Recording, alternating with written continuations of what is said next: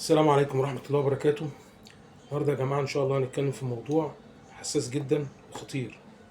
ودايما أنا بستهل الموضوع ده، لأن ما بحبش أتكلم إلا في مواضيع فعلا مهمة وحساسة، ما بحبش أتكلم في التفاهة، بحب في حاجات تخصني وتخصكم وتهمنا كلنا. موضوع البروموز أو التقديمات اللي بيحصل ده يا جماعة مش ممكن أنتوا بتورثوا حالة احتقان لدى الجماهير مش طبيعية. ليه كده؟ يعني دلوقتي بدأنا بموضوع البرومو بتاع شركة اتصالات معينة وحصل فيها مشكلة والشركة دي اعتذرت وقعدت تقدم اوفرات لجمهور الزمالك عشان ما يغيرش من. ليه؟ دلوقتي بقى لا، واحد بيضرب سهم يوقع نسر، واحد بيقطع علم احمر، واحد بيقطع علم ابيض. اخرة الكلام ده ايه؟ هل دي هي الرياضة؟ يعني هي دي المنافسة؟ ان انا بحطمك؟ لا انا بقتلك؟ لا انا. امبارح حصل موقف، كنت قاعد في كافيه مستني واحد صاحبي صديق ليا يعني، وشباب زي الفل ما شاء الله قاعدين جنبي، وكان الاول بيتكلموا لا نظام البكالوريا، لا نظام ثانويه عامه، كلهم داخلين على الجامعه تقريبا، ربنا يوفقهم جميعا ويوفق اولادنا واولاد المصريين جميعا يعني. خلصوا الكلام المهم، بداوا ايه؟ شفت البرومو، شفت النسر، شفت اللي قطع العلم الاحمر، شفت البرومو بتاع ادم كايد، شفت. قلبت في الاخر المشكله، اتحولوا اكنهم مجرمين بيضربوا بعض، بيضربوا بعض على القهوه. طب تخيل دول لو في الاستاد، ودول صحاب يعني، كلوز مع بعض صحاب.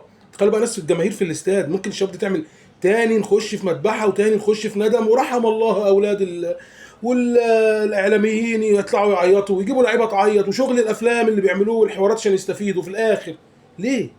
لا يا جماعه، انا حاسس ان شاء الله المشهد الجاي، البرومو الجاي بقى فيلم الناصر صلاح الدين، الانتقام للحجاج، انهم قتلوهم وهم عزال، انهم كانوا يلبسون الابيض ولكن كان ارناط يلبس الاحمر. ايه يا جماعه؟ دي كوره يعني. ربنا يبارك له اخويا الكبير، زملكاوي بقى اكتر مني بقى، حكى لي موقف انا ما كنتش اعرفه. يورجن كلوب اجتمع باللعيبه، قال لهم انتوا لا مهندسين ولا دكاتره، الدكاتره انقذوا العالم في كورونا، المهندسين بيبنوا العالم، انتوا ناس بتقدموا متعه للعالم، لازم تقدموا لهم حاجه تمتعهم وتبسطهم. بصوا الفكر، شفتوا الرقي، شفتوا الجمال، شفتوا الحلاوه، ناس فعلا بتتبسط، تلاقي الفرقه خسرانه وجمهور بيسقف.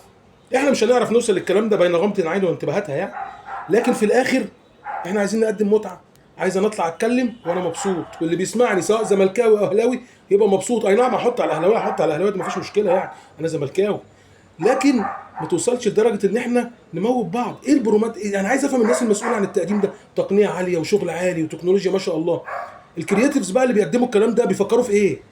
ان هم الناس تحارب بعض؟ ما انا مش فاهم، يموتوا بعض الشباب يعني؟ لا مش هينفع، ومش هنسمح بحاجه زي كده، ولا اي مصري عاقل هيسمح بحاجه زي كده، ولا اي مصري عاقل هياخد ولاده وعياله بالطريقه دي ويروح بيهم الاستاد ولا يستمتع. ما انا هروح بقى لا قدر يحصل حاجه، عيل من عيالي يروح ولا انا اروح ولا لا، ما ينفعش الكلام ده. عادي، الكلام كله بسيط جدا، متعه ونستمتع ونحفل على بعض ونهزر زي ما قلنا. لا البروموس ده صعب قوي قوي يا جماعه، نغير الفكر، نغير الفكر ده.